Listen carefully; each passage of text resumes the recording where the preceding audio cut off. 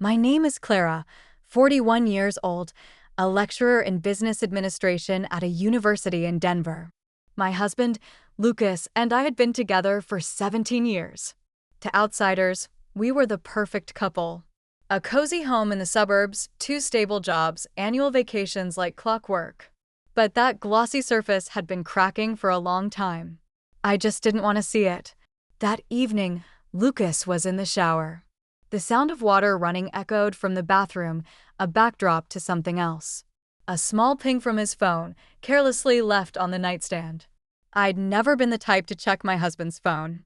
Trust was something I always protected.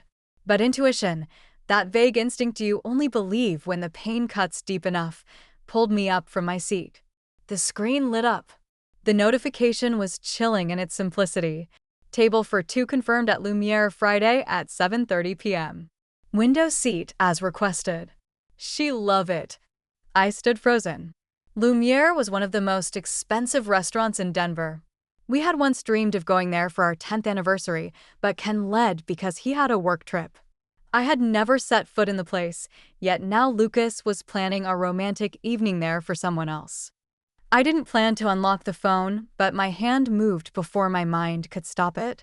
The passcode was still our wedding date. Just 4 digits. As simple as I once believed marriage to be, what I found was an entirely different world. Messages, photos, notes, even full conversations spanning almost a year with someone named Sophie, a young blonde woman who worked in the communications department at the law firm where Lucas was a partner. They chatted daily, no, hourly, about the most intimate little things from morning coffee to the dress she wore at night, and photos. Photos from a 2-day work trip to Santa Fe. Sophie curled up in Lucas's arms, his smile so bright I barely recognized the man who once stood by me through the financial crisis in 2008. I still remember how it felt like the air had vanished from the room, replaced by a piercing metallic ringing in my ears. I wanted to throw the phone across the room to scream, but I stood there, knuckles white, heart pounding wildly. "Have you seen my blue tie?" Lucas called from the bathroom casually, like everything was fine, like he hadn't just torched our marriage with a dinner reservation. I placed the phone back exactly where it was, burying the eruption inside me. "Second drawer," I replied, my voice flat and cold. That night, I lay beside him, back turned to Lucas, listening to his steady breathing while my body stayed taut like a drawn bow. How many times had I told myself his distance was just work stress? How often had I pretended not to notice him avoiding my eyes, making excuses to come home late, carrying unfamiliar perfume and suspiciously crisp shirts? Now I knew every suspicion, every gut feeling had been right, and I was no longer the blind wife. The next morning, I still kissed him goodbye like always. "Good luck with the Japanese clients this morning," I said, and Lucas nodded, completely unaware that I had already seen the candle-lit dinner plans he made for Sophie on Friday night. Once the door closed behind him, I picked up my phone and called HR at the university. I requested a 3-day leave. I needed time, not to cry, but to prepare. I had spent 17 years being the perfect wife. But now I was going to be someone else. I sat at the kitchen table, staring into a cup of coffee gone cold, feeling hollow. In less than 12 hours, the world I had trusted had been stripped bare. But instead of collapsing, something else began to take shape inside me. Sharp, calm, and terrifyingly clear. I didn't want a screaming match. I didn't want to be the woman who smashes plates and yells in the kitchen, only to be met with pity and another robotic, "I'm sorry." No. If Lucas wanted a special night with Sophie, he'd have one. Just not the way he imagined. I redoubled Lucas's email. His calendar was meticulous, as if he never expected anyone to find it. 7:30 p.m. Friday. Reservation at Lumiere. Note clearly saying window seat, soft lighting, wine prearranged. A perfect evening for 2 people with nothing to hide except their spouses. I searched Sophie's name through his firm's employee directory. Sophie Walker, Internal Communications. It took less than 5 minutes to find her social media. Then just one more click. Ethan Walker, Sophie's husband, an executive architect at a major design firm in downtown Denver. He had a warm smile and kind eyes. I didn't know Ethan, but I knew what betrayal felt like, and I thought maybe he should know too. Of course, I couldn't just call a stranger and say, "Your wife is sneaking around with my husband." I needed a different approach. Subtle, believable, and effective. As a university lecturer, I had one special privilege, inviting guest speakers for our seminars. So, I crafted the perfect email, formal, concise, and completely professional. Dear Mr. Ethan Walker, my name is Clara Whitmore, and I currently teach project management at Metro Denver University.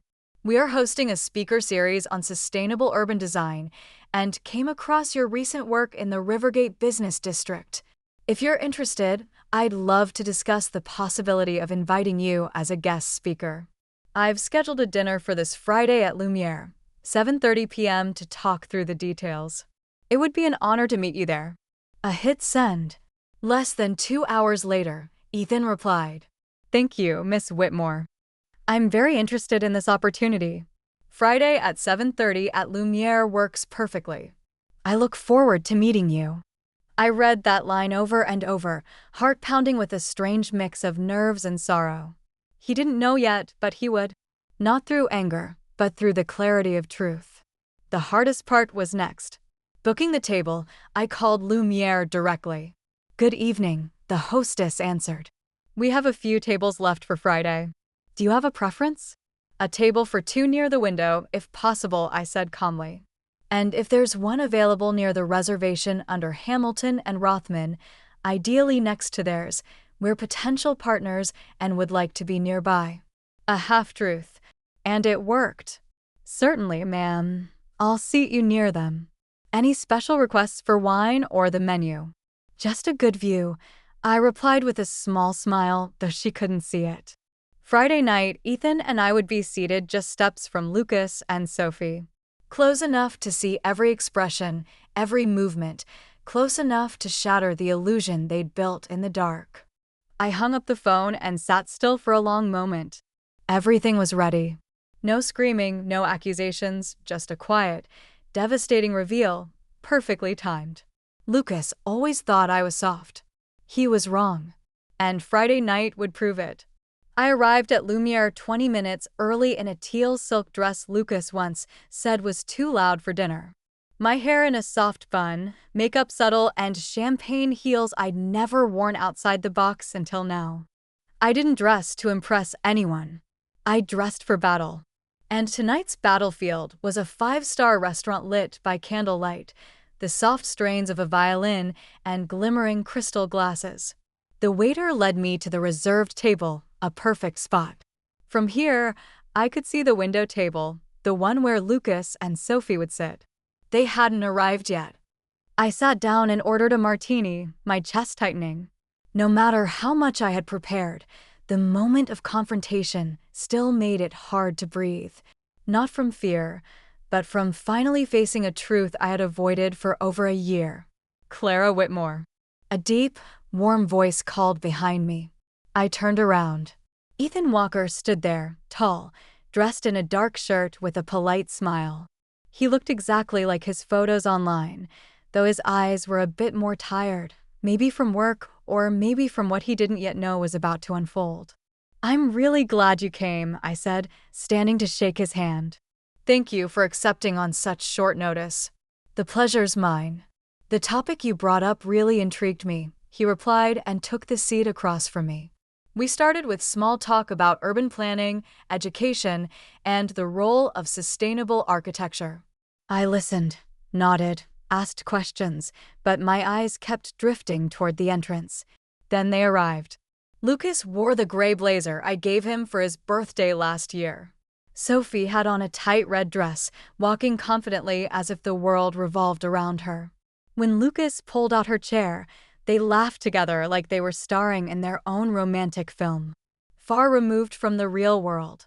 I tightened my grip on the glass and kept my tone steady as I continued speaking with Ethan. He was too kind to notice I was holding back a storm. I watched Lucas lean in, pour wine, his hand grazing Sophie's wrist. She smiled and tilted her head, the candlelight catching on her sparkling earrings. As I turned to grab my napkin, my eyes met Lucas's. He froze. His wine glass nearly slipped if not for the waiter catching it in time. Sophie followed his gaze and saw me. Before they could react, I turned back to Ethan. "Excuse me for a moment," I said softly. "I need to use the restroom." On my way, I planned each step. I didn't want a dramatic slap like in some TV drama. I wanted the truth, bare, cold, and undeniable. Just as I stepped out from the restroom area, I ran into Sophie. She froze, eyes wide. "You're Clara, right?" Her voice was barely above a whisper. I nodded. "And you're the one holding hands with my husband under the table while your husband is sitting less than 10 steps away." Her face went pale, lips trembling. "Please, not here." "Why not?" I tilted my head, keeping my tone calm. "Isn't this the perfect place?" Candlelight, wine, soft music, everything set for a perfect performance. "Player." I don't want excuses, but Ethan deserves to know, doesn't he? I glanced toward my table where Ethan was looking around with concern. He deserves to know who his wife is really having dinner with. Sophie turned as if to run, but Lucas was already behind her, his face white. "Clara, what are you doing here?" I looked at him, then called out, "Ethan, could you come here for a second?" Ethan approached, eyes focused. "What's going on?" I looked him in the eye. "Ethan, this is my husband, Lucas, and I believe you recognize Sophie." "Your wife?" The entire restaurant seemed to freeze in that breathless moment. Sophie covered her mouth as tears welled up. Lucas stepped back. Ethan turned to his wife, hurt written all over his face. I turned and walked away, leaving them in the chaos. But before I left, I added calmly, "Oh, and don't worry. Dinner's still on Lucas. His company card seems quite familiar to her." I walked out head high, leaving behind full glasses, unsaid apologies, and 2 unfaithful people drowning in the truth they couldn't escape. When I returned to my table after that brief confrontation, Ethan was still standing, staring at Sophie, trembling in Lucas's arms. They both looked pale, like they had been yanked out of a beautiful dream and thrown into brutal reality. I signaled the waiter. "Please," I said gently but firmly, "I need a private room, and if possible, merge our table with that of Mr. Lucas Hamilton. It seems we have a few things to clarify." The waiter paused for a moment, then nodded. "I'll arrange it immediately, ma'am." Within 5 minutes, we were ushered into a discreet private room. Soft lighting, the table set for 4. I sat down first, Ethan beside me.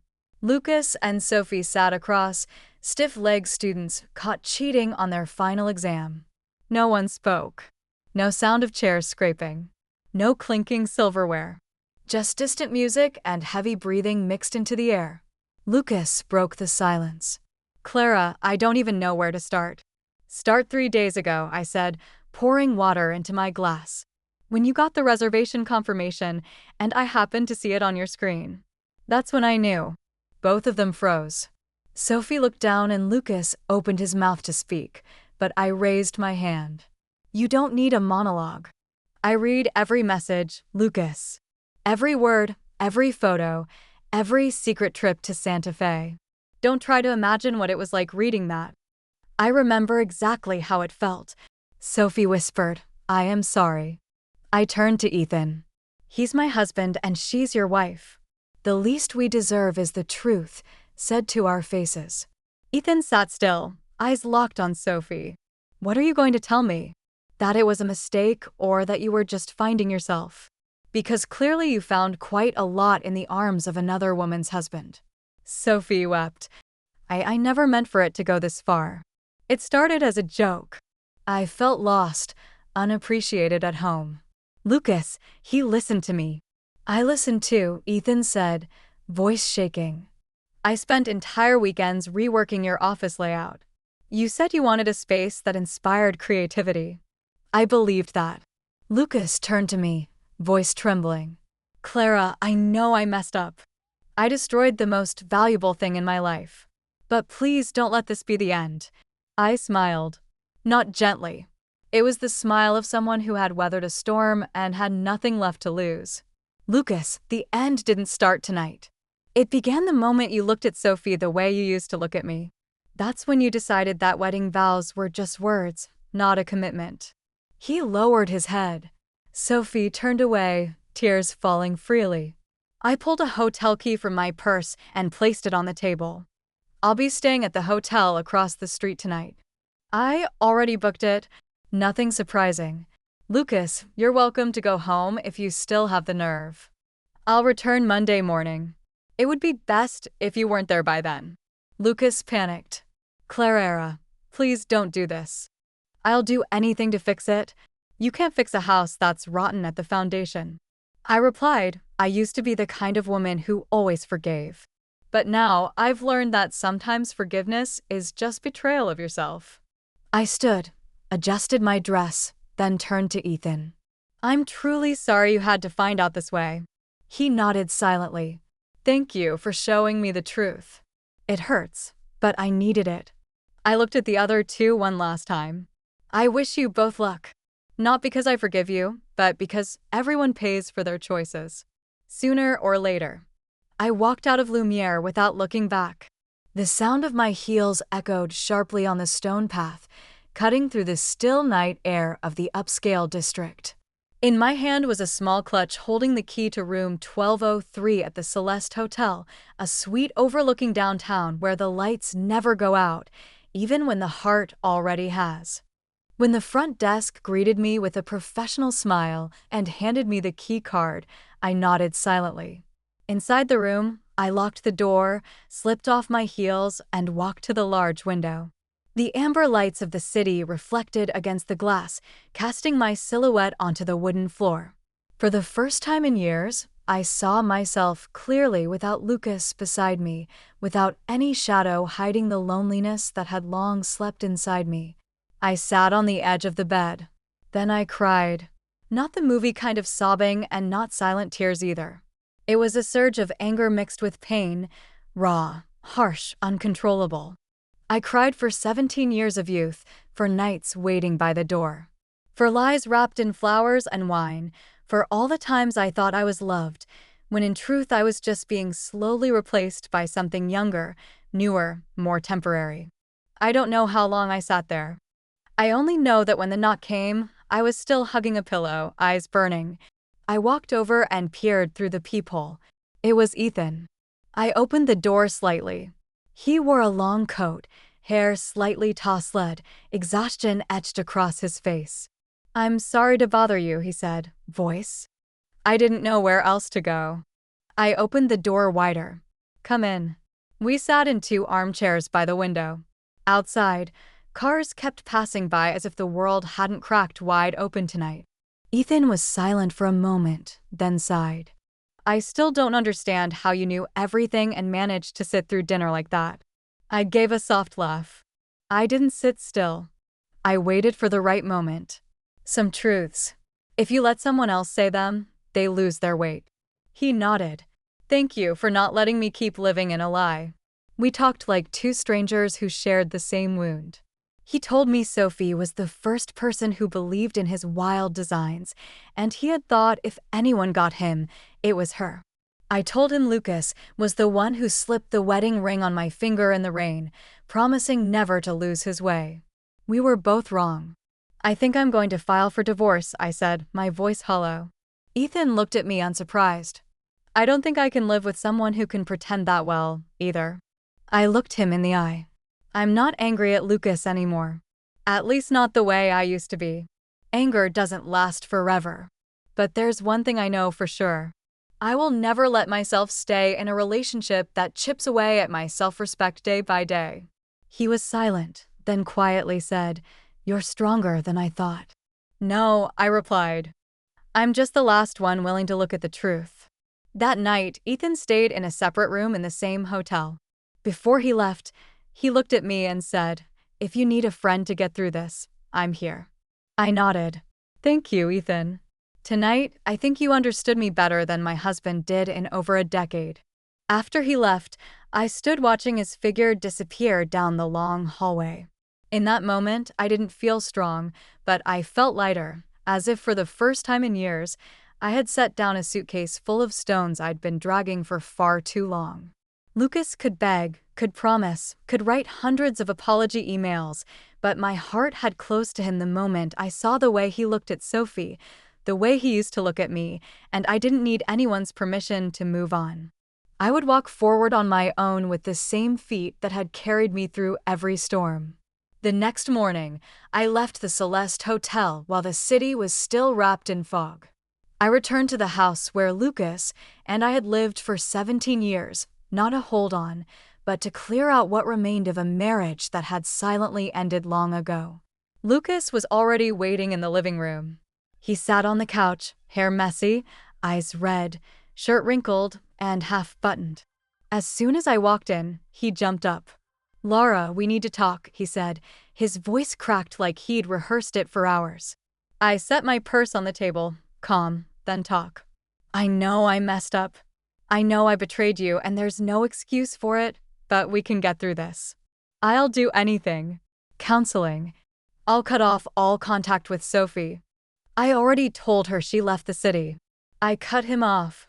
Lucas froze. "What?" "I heard from one of her coworkers. Sophie quit her job and moved back to Santa Barbara this morning. Apparently, she couldn't handle the office finding out." He sank into the couch, hands in his hair. "You told everyone, not out of revenge, but because I refused to live in the dark. I called your mother, Mark and Jenna, even your college friends, the ones you always tried to impress. I told them exactly what happened. That you cheated on me for nearly a year, hiding it behind fake meetings, disguised work emails, and kisses shared with another woman while I was cooking dinner, waiting for you to come home." Lucas shook his head, panic rising in his eyes. "You've destroyed my reputation. Do you know what the company will think? What my friends will say?" I laughed bitterly. "You care more about your reputation than your marriage? Then let me remind you, you destroyed it, not me. I just stopped protecting the mask you built." He stepped closer, trying to take my hand. "Clara, please don't do this. I love you. I really do." I stepped back. "Lucas, love can't survive in the shadows of lies. If you loved me, you wouldn't have called someone else baby while still holding me in your arms at night." He collapsed to the floor, shoulders shaking.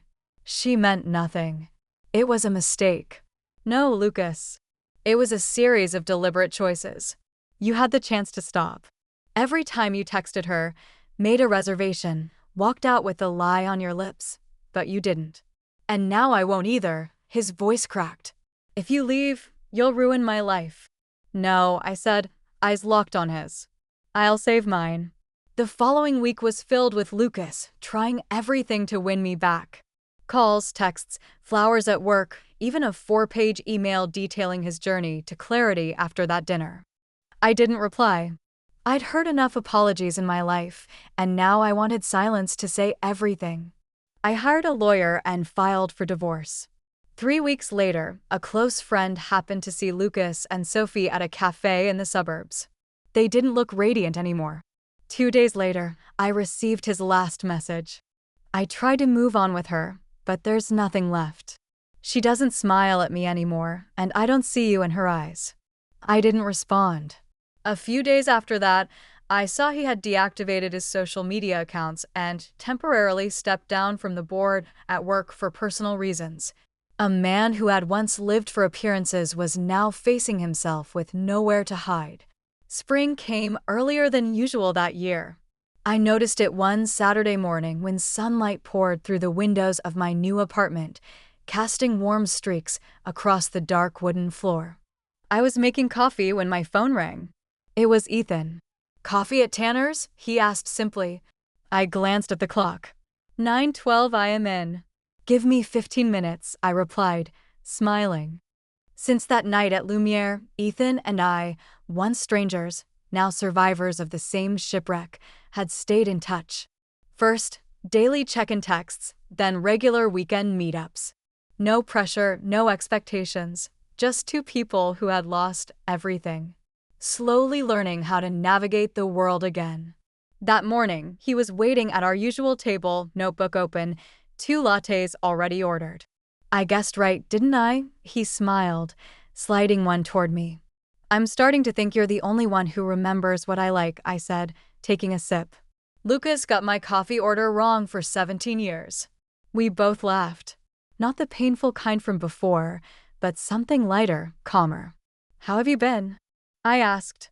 Officially finalized the divorce last week, Ethan said, nodding as if to confirm it for himself.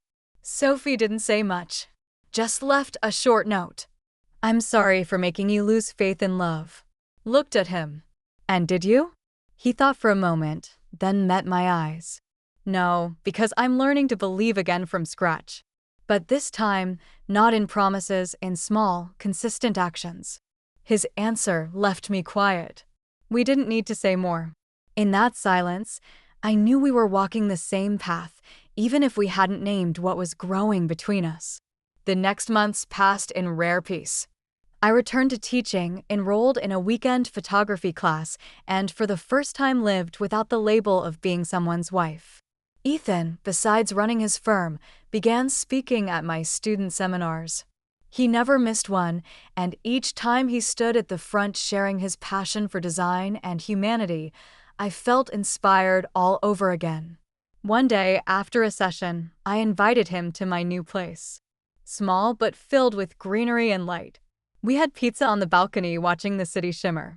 Do you think we're changing? I asked, pulling a knit blanket over my lap. No, he said, turning to me. I think we're returning to who we really are. I stayed quiet. His answer my heart in a way I hadn't expected. One early summer evening, walking along the river after an outdoor concert, Ethan suddenly stopped and looked at me seriously. Clara, I'm not in a rush. I don't want to push you into anything you're not ready for. But if one day you want to try again, not with another marriage, but just a relationship built on trust, honesty, and no secrets. I'm ready. I looked at him. His eyes held no pressure, only patience and sincerity. I smiled. I'm not ready to love again the old way. But if it's the way you described, starting from friendship, sharing, no hiding, then maybe I've already started without even realizing. Ethan said nothing. He just took my hand gently without urgency. That hand didn't promise anything grand, but it told me if anyone was going to help write my next chapter, it was the man standing before me. And under the soft lights, with a breeze brushing over the water, I knew I was stepping into something quiet, imperfect, but real. And this time, I wouldn't have to sacrifice my self-worth to keep love, because the person beside me had once shattered, too. And now we were both rebuilding from those very pieces. A year after that fateful night at Lumiere, I received an invitation to Professor Martha Benson's retirement celebration. My PhD advisor and someone I deeply respected. The event was held at Hotel L'Airier, elegant and calm, just like her. I arrived early in a simple yet elegant navy dress, wearing my mother's pearl earrings. In my hand was a small gift-wrapped package, a rare book she'd often mentioned. I expected nothing more than a quiet evening of conversation, laughter, and old mentors. But the moment I stepped into the ballroom, I saw a familiar figure. Lucas. He stood near the wine table, thinner with gray at his temples, still polished, but without the arrogant confidence he once wore so easily. When he turned and saw me, we both seemed to pause for a beat. Lucas walked over, wine glass in hand. Laura, he said, his voice rougher than I remembered. I didn't think you'd come. I didn't think I'd see you here either, I replied, keeping my tone neutral. He gave a faint smile. Professor Benson is the last one still in touch with me after everything. I nodded. She's someone who always sees the best in people. Lucas looked at me for a long moment as if searching for the right words. Finally, he sighed, eyes lowering. I owe you an apology. A real one. Not because you need to hear it, but because I need to say it. I stayed silent. After everything blew up, I lost more than I expected, he continued. Not just reputation or business relationships, but my own self-respect. I tried to hold on to Sophie for a while, but it fell apart faster than what I destroyed with you. I looked at him. No anger, no resentment, just the feeling of speaking to someone who had long stepped out of my life. I hope you find peace, I said softly. He nodded slowly. And you? Are you okay? Yes, I said without hesitation. I'm rebuilding life on my own terms, and I'm not alone. Just then, Ethan walked into the room. He wore a charcoal shirt and understated blazer. When he saw me, he smiled. The one I jokingly called the light at the end of the tunnel. Lucas followed my gaze and nodded when he understood. He's a good man, Lucas said. You deserve a fresh start. I placed my hand over my heart. Once shattered, now whole. Thank you, I said sincerely. And so do you. Just start again, only when you're ready not to hurt anyone else. Lucas stepped back as if giving me space to move forward. That night, Ethan and I sat side by side at the celebration. We chatted with friends, took photos, and shared a slow dance under golden lights. No grand declarations, no scripted future, just the quiet, honest presence of two people who had once fallen apart and were now rebuilding. Not from scratch, but from cracks healed with time and trust. As we left the party, I held Ethan's hand and looked up at the starry sky. You know, I said softly, there was a time I thought betrayal was the end. Ethan gently squeezed my hand. And now, I think it was just a break, a pause, so I could turn toward a better path. And we walked on without looking back. Because the past had been closed with forgiveness, the present was painted with trust, and the future was quietly unfolding in every gentle hand I held that night. 1 year after the storm, I was no longer the woman who gave up everything for a husband who betrayed her. Now I am Clara, strong, steady, and free. I didn't just survive the pain. I found a new beginning built on honesty and respect. Betrayal once broke me, but it also led me to a better life. I learned to place my self-worth above blind love, and in the end, I chose myself with no regrets. What do you think of Clara's choice? Was she too strong, or was it exactly what a woman needs to do to protect her dignity? Share your thoughts below, and don't forget to follow the channel for more powerful family stories.